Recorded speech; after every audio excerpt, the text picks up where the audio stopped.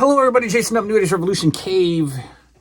And we are back on Monday morning, a rainy Monday morning here in beautiful Rochester, New York. And it's Monday, so we're doing LJN's Revisited.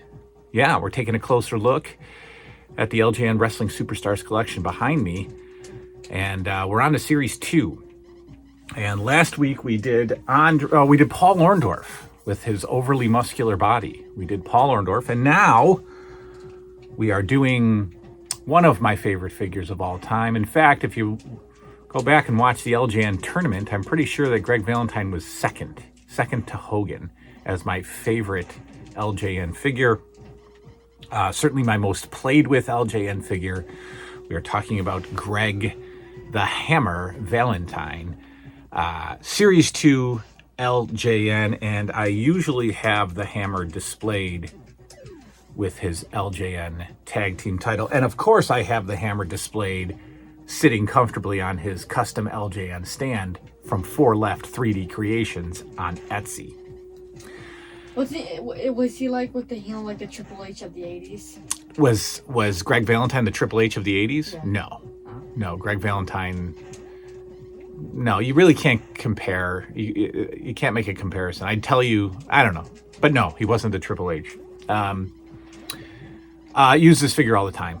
Absolutely use this figure so much. It was again, easy for him to beat somebody, easy for him to lose to somebody better. So that makes for a great match. He could beat Tito Santana. He could lose to Tito Santana. He could beat Junkyard Dog. He could lose to Junkyard Dog. Corporal Kirshner, he could beat. Hogan, he could have a great match with. Savage, he could have a great match. So Valentine was just constantly used. Then you put him with Beefcake, and you've got a tag team that you can always use. This was my go-to tag team, Valentine and Beefcake. Sheik and Volkov were my go-to tag team, just to play against the Bulldogs, to play against the Hearts. It was so fun. It was so fun. And in fact, when I think about sitting down with the old LJNs, again, it would probably be a Tito versus Greg or a Junkyard Dog versus Greg match, because it's just so great. I love this figure. Absolutely love this figure. Got this figure for my birthday of 86. That's right. Didn't get Valentine until 86, so it would have been May of 1986. We went camping. Yes, that is the Jimmy Snuka time, where I met the old lady with the Jimmy Snuka underwear. But I got Valentine, Beefcake, Orndorff, and probably a few others. Maybe just those 3. I don't remember. But for camping, we were camping, and I had my birthday at camp. So there he is, Greg Valentine. I have met Greg the Hammer Valentine before, but just once. It was the same Legends show where I met Nikolai Volkov and Jimmy Snuka. It was in Pennsylvania, and I just went to his table and got the autographed picture that I got with him, or got from him, was the 8x10 of him holding the green Intercontinental title. And I did get a picture with him, I think. You still have it? No, I don't know if I got a photo with Greg Valentine. I know I bought the 8x10. I don't remember seeing the photo, though, or remembering the photo. I also had him sign the LJN.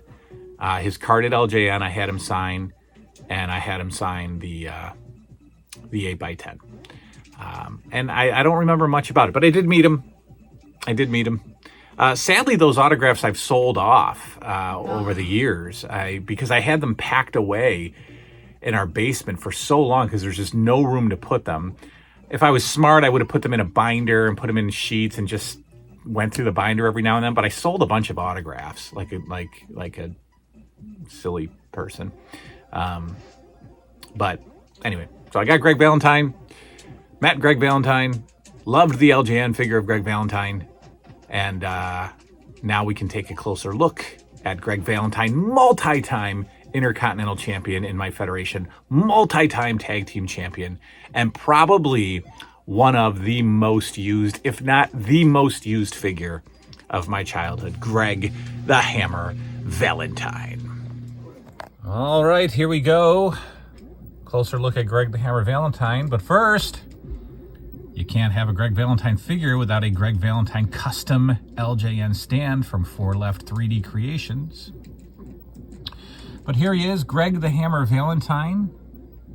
Kind of a perfect figure. And if you saw the LJN figure tournament I did a couple years ago, I believe that Valentine was second place. Great figure. One of my all-time favorite figures. We got a Greg Valentine face there. I think some people call it Sean Penn, but you know, it's Greg Valentine's face. That classic mullety 80s parted down the middle hairstyle that Valentine still has today. What? Oh yeah. Perfect play pose. Great body type for the I guess the thickness of the actual Greg Valentine is met here, or matched here with this figure. It's not too muscular, except for this kind of bowling ball bicep there that I've always noticed, even as a kid. I've got Greg Valentine posed with the tag team title, of course. Solid black trunks, solid black boots. Now, if you look closely, Greg Valentine has a belly button. Well, who cares, right? Well, lots of collectors do. I don't, but lots of collectors do, because there's an actual Greg Valentine without belly button.